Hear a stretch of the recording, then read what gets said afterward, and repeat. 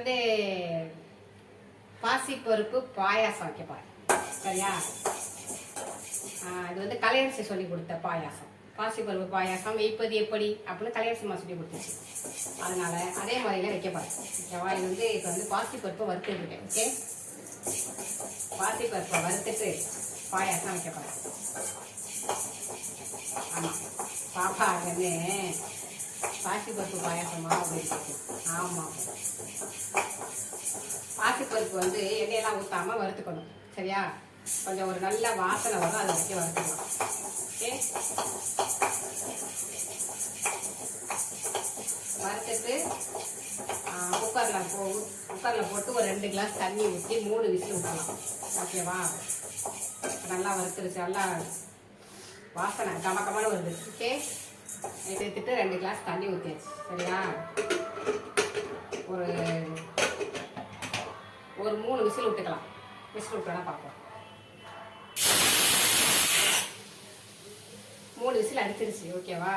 இப்போ என்ன செய்யணும், 3 விசில் அடிச்சோன்னா அதை கீழே வச்சுட்டு பாசிப்பருப்புக்கு பாயசத்துக்கு தேவையான வெல்லம் போட்டு கொஞ்சமாக தண்ணி ஊற்றி இருந்துச்சு. ஜஸ்ட்டு வெல்லம் கரைகிறதுக்கு தான். அது இல்லாமல் என்ன செய்யணும்னா, தேங்காயை இந்த மாதிரி குட்டி குட்டி பீஸாக பல்லுகளாக கீறி வச்சுருக்கேன். இது நெய்யில் வறுத்து பாயசத்தில் போட்டு சாப்பிடும் போது கடிச்சோன்னு டேஸ்ட்டாக இருக்கும். ஓகேவா? அதுக்காக கொஞ்சத்தை கட் பண்ணி வச்சுருக்கேன். கொஞ்சோண்டு தேங்காய் எடுத்து தேங்காய் பால் ரெடி பண்ணி வச்சுருக்கேன். தேங்காய் பால், தேங்காய், இப்போ வெள்ளை கரைசல். ஓகேவா? வெள்ளத்தை ஜஸ்ட்டு கரைச்சிக்கிட்டா மட்டும் போதும். வெள்ளம் நல்லா கரையும்.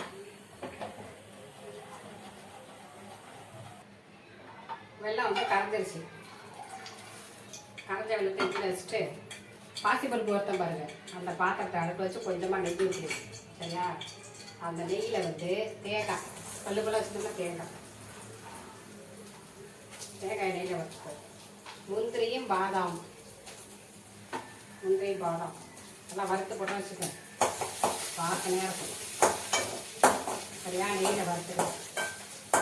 நெய்யில் வந்து வறுபடுத்தணும். அப்புறம் வந்து இது என்னன்னு தெரியுமா, சுடுதண்ணி பேக்குங்க. அது கழுத்து வலி, இந்த தோள்பட்டை, இந்த வலியெல்லாம் இருக்குல்ல, கால் வலிக்கெல்லாம் வந்து இதில் சுடுதண்ணி நல்லா சூடு பண்ணி ஊற்றிட்டு இந்த மூடையை போட்டு திருவிட்டு நம்ம இஷ்டத்துக்கு எங்கே வலிக்குதோ இப்படி ஒத்தனை கொடுத்தோன்னு வச்சுக்கோங்க, நல்லா இதமாக இருக்கும். தலைவலி, நீர் கொடுத்துருக்குற பேப்பரெல்லாம் வச்சுருக்கிறதுக்கு இது பசங்க வாங்கி கொடுத்துருக்காங்க. அதை வந்து யூஸ் பண்ணிவிட்டு கலக்கிட்டு களியை காய வச்சுருக்கேன். ஓகேவா? இப்போ பாயசம் ரொம்ப யூஸ்ஃபுல்லாக இருக்குங்க. ஆமாம், நெய்யில் எல்லாத்தையும் வறுத்தாச்சு. வறுத்ததே எடுத்து வச்சுட்டு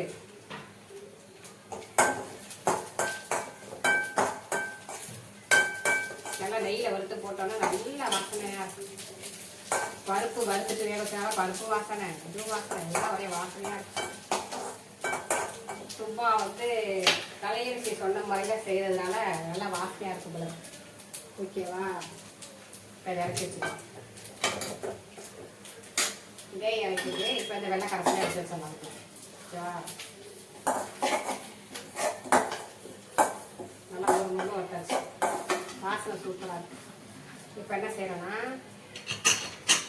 பருப்பு ரெடி ஆயிடுச்சு. நல்லா பருப்பு ஓப்பன் பண்ணி பருப்பை எடுத்து ஊற்றிக்கலாம். சரியா? பருப்பு எடுத்து ஊற்றிக்கலாம்.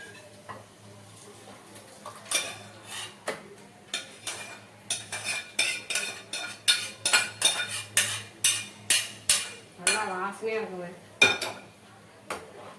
நல்லா இங்கே பாருங்க, சூப்பராக ரெடி ஆயிடுச்சா? இப்போ எனக்கு கொஞ்சம் அரை கிளாஸ் காய்ச்சி ஆற வச்சுனா பாரு. நான் வந்து எனக்கு ஏலக்காய் பிடிக்காதுங்க. இந்த பாயாசம், சுளியம், கேசரி அதெல்லாம் வந்து ஏலக்காய் போட மாட்டோம். ஏன்னா எங்கள் வீட்டில் யாருக்குமே அந்த ஏலக்காய் வாசனை பிடிக்காது. ஓகேவா? இப்போ பால் ஊற்றிட்டு இப்போ அடுத்து வந்து நம்ம வறுத்து வச்சுருக்கோம். ஆறிடுச்சு. பாதாம், முந்திரி, தேங்காய் எல்லாத்தையும் சேர்த்து பாயாசம் சூப்பராக ரெடி ஆயிடுச்சு இல்லை? ஓகே, இப்போ என்ன செய்யணும்னா அடுப்பை ஆஃப் பண்ணிட்டு தான் தேங்காய் பால் ஊற்றணும், இல்லாட்டி வந்து திரிஞ்சிடும். ஓகேவா? அதெல்லாம் அடுப்பு ஆஃப் பண்ணிட்டு ஊற்றிடும். இந்த ஃபேனு எல்லாத்தையும் அமர்த்தி வச்சுருக்கோமா, அதனால் வந்து ஒரே வேர்வை, மழையும் வர மாட்டேங்குது, வெயிலே அடிக்கிறாங்க, வர மூடி கிடக்கு. மாடியில் வர முறுக்கு கழுவி காயுது அரிசியெல்லாம். ஓகே, நல்லா கொதிச்சிருச்சா இப்போ அடுப்பு ஆஃப் பண்ணிடலாம். அடுப்பு ஆஃப் பண்ணிவிட்டு தேங்காய் பால் ஊற்றிடலாம். ஓகேவா? தேங்காய் பால் அது ஒரு கிளாஸ். அடுப்பை அமர்த்திட்டு தேங்காய் பால். அடடா, சூப்பர் சூப்பர். அடடா, அந்த